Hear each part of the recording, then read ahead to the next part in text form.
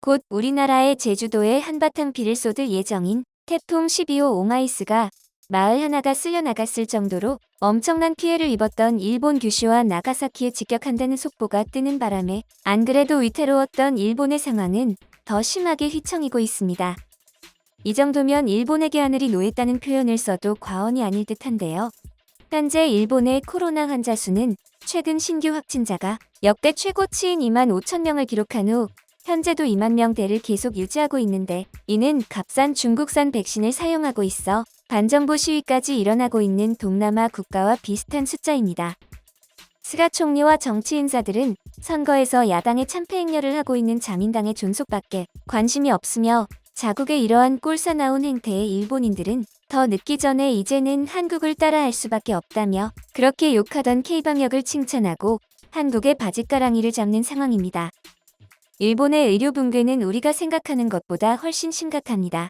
자택 요양 사망자가 급격하게 증가하면서 통상적인 상황이라면 살릴 가능성이 있는 생명을 희생시키고 있는 말도 안 되는 상황이 일어나고 있습니다.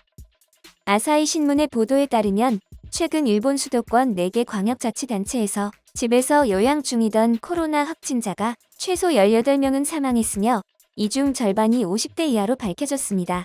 한 환자는 혈중 산소 포화도가 80%대까지 하락하여 입원할 병원을 찾아다녔지만 끝내 산소 공급을 받지 못한 채 사망하는 안타까운 일까지 벌어졌습니다. 또한 22일 산케이 신문은 도쿄도 내의 중증 환자를 위한 병상이 70% 가까이 찬 상태가 계속되고 있으며 병상이 매우 부족해 절망적인 상황이라고 밝혔습니다. 이 때문에 도쿄올림픽, 패럴림픽 경기장 및 관련 시설을 임시 의료시설로 만들자는 이야기가 나오고 있습니다. 그런데 일본 정치인들은 의료용 이용이 상정되지 않은 건물의 구조 및 의료시설의 정비 등을 해야 한다고 둘러대며 이런 상황에서도 야전병원의 확충에 소극적인 태도를 취하고 있습니다. 일본의 한 언론사에서 진행한 인터뷰에서 감염대책부는 도쿄도는 풍부한 의료자원이 있다. 의료자원이 있는데 일부러 의료 환경이 열악한 체육관에 임시로 병상을 만들 필요가 없으며 검토할 예정도 없다고 공식 기관이라고는 생각이 들지 않는 무책임한 공식 입장을 밝혔습니다. 이는 사실상 전 세계가 주목하고 있는 패럴림픽 기간에는 일본의 방역체계 붕괴에 대해 알리고 싶지 않아 은폐할 수 있을 만큼 최대한 은폐해보려고 하는 추태로 밖에 안 보입니다. 이쯤 되니 의료 선진국이라고 자부하는 일본이 대체 왜 의료 붕괴 이야기까지 나오게 된 건지 이해가 안 가는데요. 태국 같은 경우는 이미 1개월 정도 전에 코로나 확진자가 2만 명 선이지만 바로바로 야전병원을 만들고 응급병원을 확충하면서 아직까지도 의료 붕괴 이야기가 나오지 않고 있습니다. 하지만 일본은 일간 확진자가 최근 들어 2만 명이 넘었지만 벌써 의료 붕괴 이야기가 나오고 있죠. 이에 대해서는 국내 네티즌들 사이에서 저 정도면 실질적으로 하루 감염자가 5만 명은 될 것이다. 일본은 병상 수만 많았지 질이 떨어진다 등의 의견이 나오고 있습니다. 그런데 이 소문의 일부 또한 사실로 밝혀져 충격을 주고 있습니다. 국가 보조금을 받으면서 코로나 환자 수용을 거부하는 병원의 실태가 드러난 것입니다. 일본 언론에서 진행한 수용 거부를 하고 있다고 지목된 병원과의 인터뷰에 따르면 코로나 병상에는 여유가 있음에도 불구하고 코로나 환자의 수용을 거부하는 이유에 대해 기자가 묻자 병원 관계자는 경증 환자들은 받아들이고 있지만 중증 환자들을 받기에는 호흡기 전문의도 적고 간호사의 수도 부족하다고 이유를 밝혔습니다. 상황이 이렇게 되자 일본인들은 민간요법으로 코로나를 치료하려는 위험한 시도까지 하고 있습니다. 그 중에는 커피를 많이 마실수록 코로나 감염 확률이 낮아진다는 황당한 속설도 나돌고 있습니다. 사실 일본의 이러한 코로나 상황은 재난 상황이 지속되며 낮아진 시민의식과도 관련이 있습니다. 비상사태 발령으로 한국에서는 허용되는 주류 제공이 일본 음식점에서는 금지가 되면서 일본에서는 우리라고 못할 게 뭐 있냐 하는 마음에 몰래 숨어서 하는 파티가 늘어난 겁니다. 결국 이런 일본인들의 자존심 세우기는 호우주의보가 내려진 상황에서 제방 블록을 빼내서 바비큐 받침대로 쓰거나 범람이기 하천에 대량의 쓰레기를 버리고 가는 위험한 상황까지 발생시키고 말았습니다.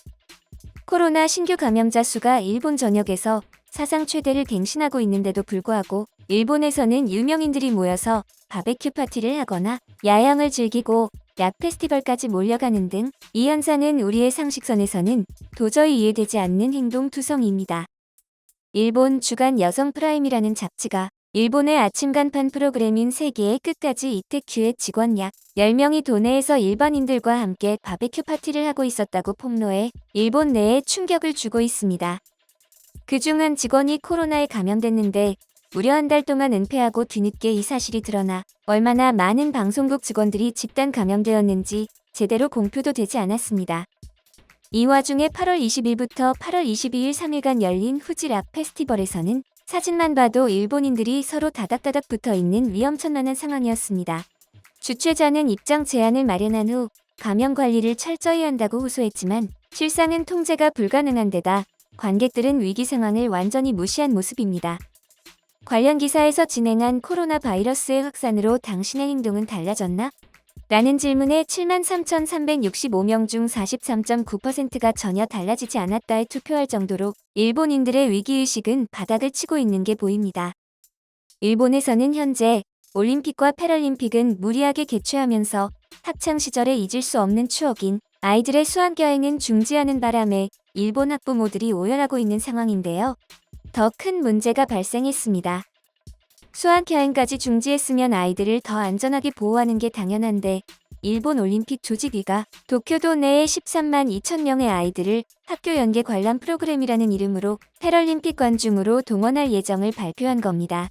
이마저도 학부모들의 항의로 줄어든 숫자로 처음에는 무려 아이들 60만 명 이상의 동원을 희망하였다는 충격적인 소식입니다.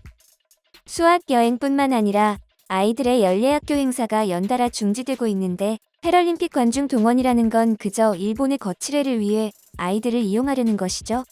이에 일본 네티즌들은 스가, 하시모토, 마루카와 모두들 제정신이 아니네요. 모순을 모순이라고 생각하지 못할 정도로 무뎌져 있습니다.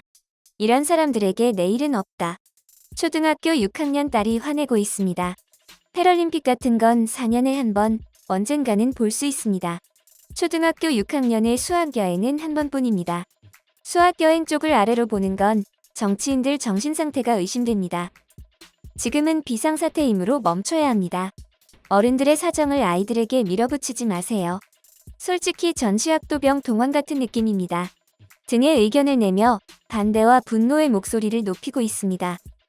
이와 같이 일본은 어린이들을 위한 방위백서를 출판하여 독도 문제와 중국, 러시아와의 영토 문제를 본인들 방식으로 끼워 넣는 등의 행위도 서슴지 않으며 본인들의 방식대로 아이들을 조종하려는 시도를 하고 있습니다. 세이브 더 칠드런은 최근 아이들을 위협하는 요소를 둘러싸고 각국 아이들의 삶의 질을 수치화하여 아이들이 살기 좋은 나라를 발표했는데 이에 따르면 한국은 8위, 일본은 한국과 격차를 벌리며 19위에 머물러 있을 정도로 일본의 아이들에 대한 대우는 우리나라의 평균 상식보다 떨어집니다. 결국 일본인들은 한국의 일일 코로나 확진자 수가 일본보다 훨씬 떨어지는 것에 뒤늦게 관심을 갖고 그렇게 무시하던 한국의 방역 대책에 급하게 관심을 가지고 있습니다. 한국의 확진자 수가 일본에 비해 큰 폭으로 낮다는 것에 대한 기사를 본 일본인들의 반응입니다. 한국은 감염이 일어난 장소와 시간의 연락이 스마트폰으로 온다. 자신이 그 장소, 시간에 해당하는 경우 각처에서 PCR 검사가 가능하며 비용은 무료다. 그래서 자체적으로 검사를 하고 감염을 조기에 확인할 수 있으며 무증상 환자들이 돌아다니지 않는다. 일본도 그런 체제를 정비해야 될 것이다. 인구수를 감안하더라도 일본보다 억제하고 있다고 생각합니다. K-방역으로 일본 감염자 억제할 수는 없는 걸까? 관료가 준비한 글도 제대로 못 읽는 할아버지보다는 국가로서 기능하고 있다고 생각한다. 등 씁쓸해하면서도 솔직하게 한국에게 배워야 한다고 인정하는 반응을 보이기 시작했습니다. 한국이라는 병 한국인으로 태어나지 않아 다행이야. 망상대국 한국을 비웃다. 뻔뻔한 한국인. 이는 모두 일본 도쿄 시부야 등의 대형 서점에 버젓이 장식되어 있는 베스트셀러들의 제목입니다. 그러면서 최근 일본 SNS 등지에서 한국의 음식, 옷을 사서 한국처럼 꾸며놓고 노는 도안놀이가 폭발적으로 유행했던 점이나 K-팝, K-드라마 같은 것이 일본 스트리밍 사이트 등에서 항상 상위권에 올라가 있는 것을 보면 일본인들은 말로는 싫어한다고 하면서 이상하리만치 한국에 관심이 많은 것을 알 수 있습니다. 또한 일본에서 조사한 옷을 입을 때 어느 나라의 패션을 가장 많이 참고하느냐에 대한 설문에서는 50대에서 프랑스가 1위인 걸 제외하고 전 연령대에서 한국이 1위를 하는 기염을 토했습니다. 특히 일본 10대들은 77.3%가 해외 스타일을 참고한다면 한국을 참고한다고 대답했으며 실제로 SNS에 들어가면 한국인이 되고 싶어라는 해시태그의 글들이 수도 없이 많은 것을 알 수 있습니다. 뒤에서는 저런 제목의 책이나 읽으면서 동시에 한국을 부러워하는 이중적인 국민성을 가진 일본은 언제쯤 철이 들까요?